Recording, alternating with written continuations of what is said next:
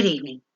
It's Wednesday, the 17th of February 2021.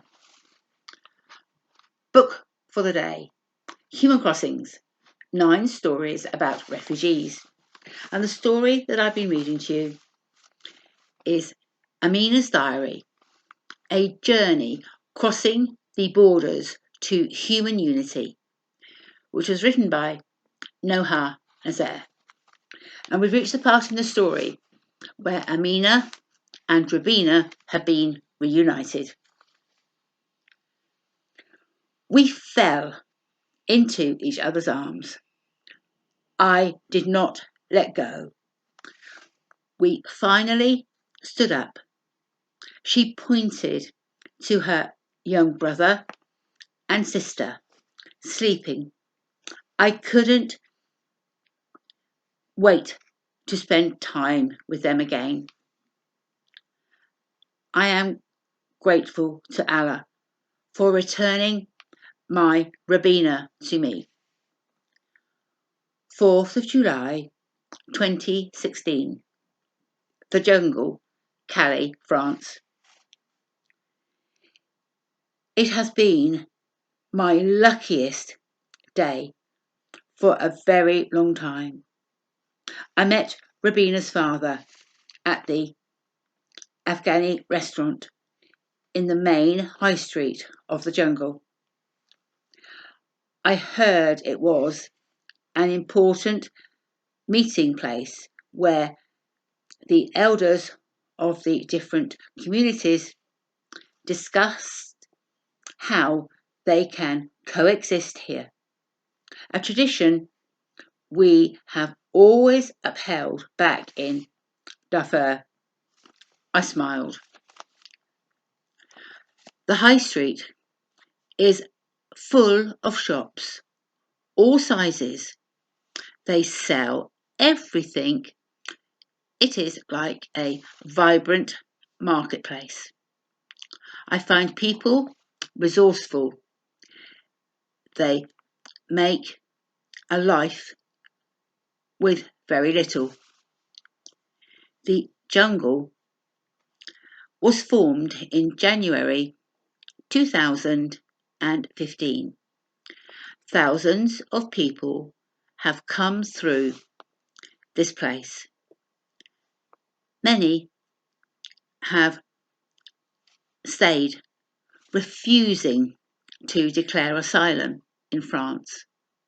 People don't want to seek asylum in France because of their track record in rejecting asylum claims. Refugees choose to endure the harsh conditions of this shanty town. Most people want to cross to the UK, like me. Rubina's father took me in his arms when he saw me. I had missed him. He was more alert than when I had seen him last time in Idomeni. The Idomeni camp closed down a few weeks after I left. Everyone had been evicted in May. That place had embodied the hope of many people wanting to make a life in Europe. Now it was all gone. But had that hope?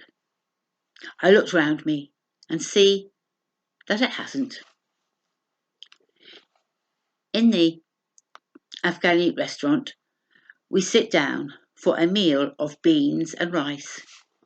Rubina's father told me about the number of times they had waited for Dugar, the traffic jams of lorries waiting to cross the English Channel.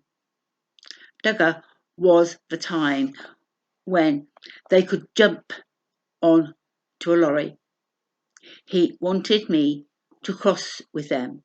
He offered to pay for me. I was grateful for his generosity. I noticed him across the restaurant, a young man serving customers. He was very slim, full lips that I grew up with in Rubina, the little boy I had chased around the cornfields at the back of our house. The young man who had had the courage to follow my plan to make our way to Omar in the UK. I yelped with joy. The young man looked startled. He turned to me and stood there, paralyzed. His jaw dropped, and as his eyes grew wide in disbelief, tears began to fall down his cheeks. I lost control of all time and space. I pushed back my stool and found myself in his arms. My dearest Mahmood, thank you, Allah, for keeping my faith. And thank you, Allah, for returning Mahmood to me. And that's where